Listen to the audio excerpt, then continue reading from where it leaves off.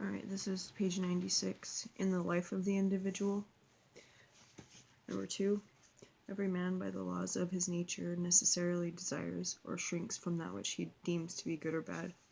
The more every man endeavors and is able to seek what is useful to him, in other words, to preserve his own being, the more is he endowed with virtue. On the contrary, in proportion as a man neglects to seek what is useful to him, that is, to preserve his own being, he is wanting in power. To act absolutely in obedience to virtue is in us the same thing as to act, to live, or to preserve one's being. These three terms are identical in meaning, in accordance with the dictates of reason on the basis of seeking what is useful to oneself. Whatsoever we endeavor in obedience to reason is nothing further than to understand.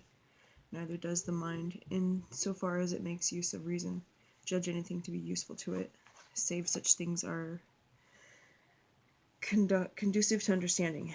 We know nothing to be certainly good or evil, save such things as really conduce to understanding, or such as are able to hinder us from understanding. The mind's highest good is the knowledge of God, and the mind's highest virtue is to know God. 3. In the community. Page 97. No individual, which is entirely different from our own nature, can help or check our power of activity, and absolutely nothing can do us good or harm unless it has something in common with our nature. In so far as a thing is in harmony with our nature, it is necessarily good. Men can differ in nature in so far as they are assailed by those emotions, which are passions, or passive states, and to this extent one and the same man is variable and inconsistent. In so far as men are assailed by emotions which are passions, they can be contrary one to another. In so far only as men live in obedience to reason, do they always necessarily agree in nature. There is no individual thing in nature which is more useful to man than a man who lives in obedience to reason, for that thing is to man most useful which is most in harmony with his nature, that is, obviously man. But man acts absolutely according to the laws of his nature when he lives in obedience to reason, and to this extent only is always necessarily in harmony with the nature of another man. Therefore, among individual things, nothing is more useful to man than a man who lives in obedience to reason. As every man seeks most that which is useful to him, so are men most useful one to another. For the more a man seeks what is useful to him and endeavors to preserve himself, the more is he endowed with virtue, or what is the same thing, the more is he endowed with power to act according to the laws of his own nature, that is, to live in obedience to reason.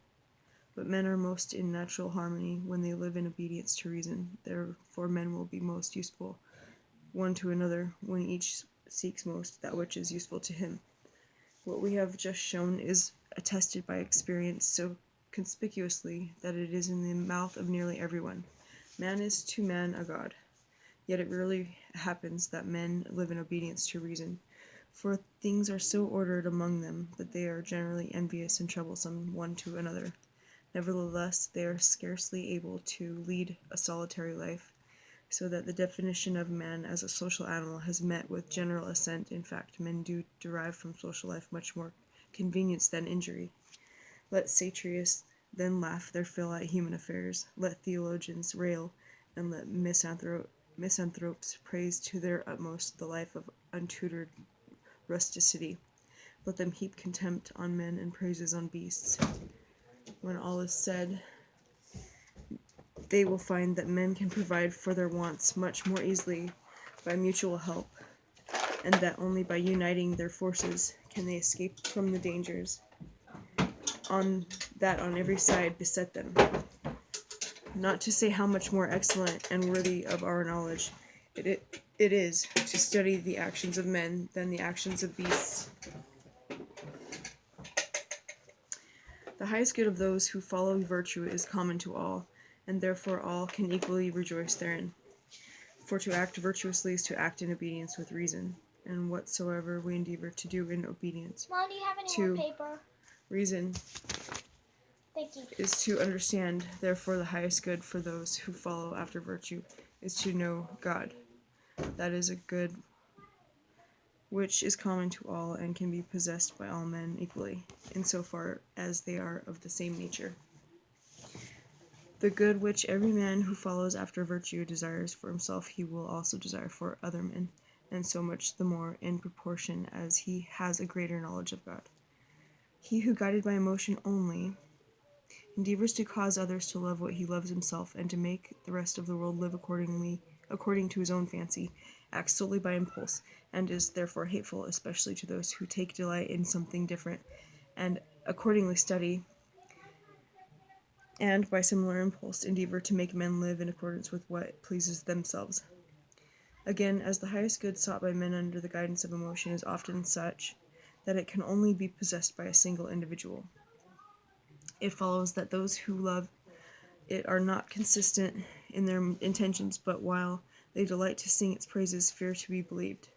But he who endeavors to lead men by reason does not act by impulse, but courteously and kindly, and his intention is always consistent.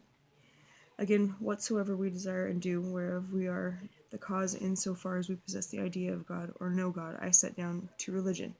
The desire of well-doing, which is engendered by a life according to reason, I call piety. Further, the desire whereby a man living according to reason is bound to associate others with himself in friendship, I call honor. By honorable, I mean that which is praised by men living according to reason, and by base, I mean that which is repugnant to the gaining of friendship. I have also shown in addition what are the foundations of a state, and the difference between true virtue and infirmity, that and infirmity may be readily gathered from what I have said, namely, that true virtue is nothing else but living in accordance with reason, while infirmity is nothing else but man's allowing himself to be led by things which are external to himself, and to be by them determined to act in a manner demanded by the general disposition of things rather than by his own nature, considered solely in itself. It is plain from the foregoing that the law against the slaughtering of animals is founded rather on vain superstition and womanish pity than on sound reason, the rational quest of what is useful to us. Further teaches us the necessity of associating ourselves with our fellow men, but not with beasts or things whose nature is different from our own. We have the same rights in respect to them as they have in respect to us. Nay, as everyone's right is defined by his virtue or power, men have far greater rights over beasts than beasts have over men. Still, I do not deny that beasts feel. What I deny is that we may not consult our own advantage and use them as we please, treating them in the way which best suits us, for their nature is not like ours, and their emotions are naturally different from human emotions.